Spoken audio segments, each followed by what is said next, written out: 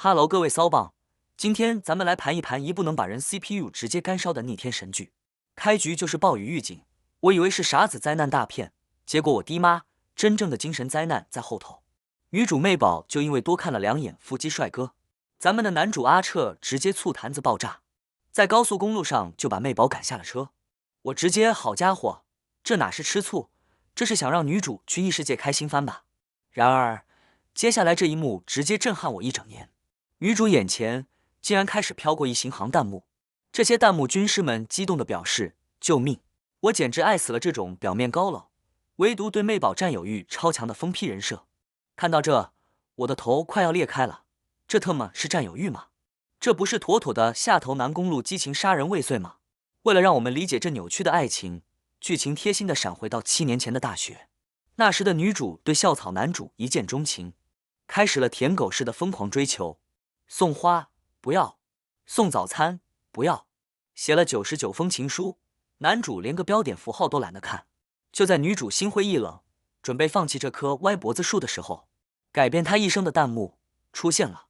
这些赛博月老告诉她，妹宝别放弃啊，男主其实爱惨了你，他抽屉里藏了几百张你的照片。对，他就是性格傲娇，不肯说，就想享受你追他的感觉。我当时就绷不住了。啥子逻辑？这不就是外网文照进现实吗？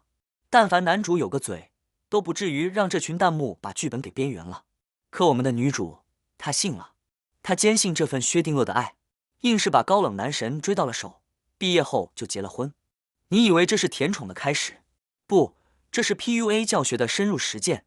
婚后，男主变本加厉的冷落她，不牵手，分房睡，甚至女主高烧39度求他回家，他都以工作为由拒绝。我哭死，这是什么绝世好老公？强烈建议纳入反面教材。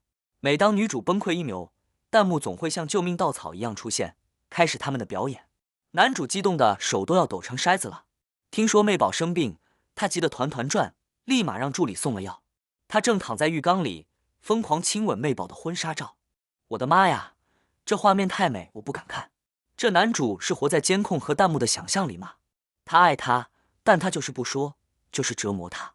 主打一个爱你在心口难开，拳头倒是随时攥起来。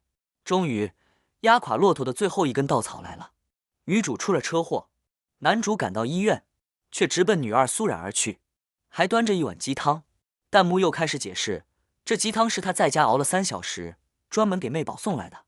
结果呢，男主亲手把汤喂给了女二。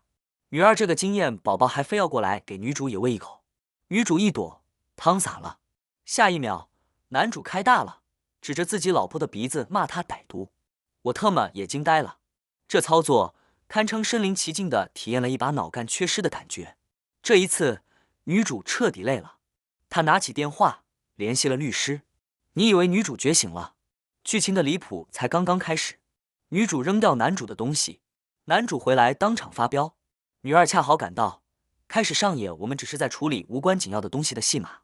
为了让女主吃醋，男主当着她的面陪女二画画、弹琴、看电影，把女主曾经求而不得的愿望在女二身上实现了一遍。更逆天的是，女二弄坏了女主母亲的遗物项链，男主不仅不帮忙，还说那是破项链，指责女主没有教养。国有赵括纸上谈兵，今由我彻哥土上谈兵。用嘴伤人的功夫真是绝子。同学聚会上更是大型处刑现场，玩真心话大冒险。大家发现男主手机里一张女主照片都没有，聊天记录比脸还干净。女二更是重量级，接着游戏跟男主玩巧克力棒亲亲。男主呢，就那么直勾勾地看着女主，等她吃醋，等她发作。弹幕也跟着起哄，妹宝你快说句话呀，他最听你的话了。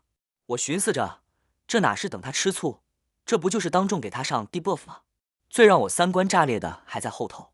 男主被女二下了药，女主赶到酒店，发现女二正准备霸王硬上弓。弹幕嗷嗷叫，激动人心的时刻终于要来了。我尊贵的 VIP 用户要看全过程。结果我们觉醒的女主直接一个电话打给120，堪称神级操作。第二天，男主反过来指责女主狠心，不肯用身体帮他解毒，还说女二是一片好心，是太喜欢他了。弹幕也跟着附和，男主是故意喝下药的，就想看他吃醋发疯。看到这，我真的想冲进屏幕，摇着所有人的脑袋问一句：你们还好吗？这是什么斯德哥尔摩综合征晚期患者的狂欢派对？故事的最后，女主被女二和她的跟班们围堵羞辱，他们甚至辱骂女主去世的母亲。女主忍无可忍，给了对方一巴掌。男主赶到，不问青红皂白，听信女二的一面之词，反手就给了女主一耳光，说要还回去。那一刻，世界安静了，弹幕还在刷着男主后悔了，他快要碎了，妹宝你快哄哄他。可女主只是沉默地转身离开，走向了民政局，走向了机场。她注销了手机卡，分割了财产，在一个没有弹幕也没有那个下头男的世界里，准备开始爱自己。我只想说，恭喜妹宝成功离婚，喜提新生。这哪是傻子甜宠剧，这分明是一部恋爱脑自救手册，告诉我们，有些爱就像男主的嘴，全靠弹幕去编。你觉得我信吗？小伙伴们把远离下头男打在公屏上。